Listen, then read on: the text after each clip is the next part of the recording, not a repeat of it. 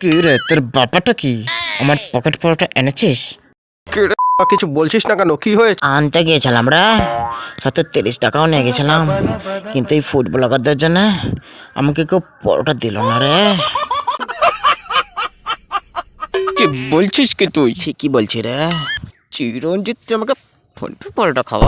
আগের বার আমি পরোটা খেতে গেছিলাম রে, তরকারির সময় পরোটা আমার পেছনে ঢুকে দিয়েছিল, তাই আমি আর যাব না। চিরঞ্জিত তুই পিছনে থাকা পরোটি খাওয়া? না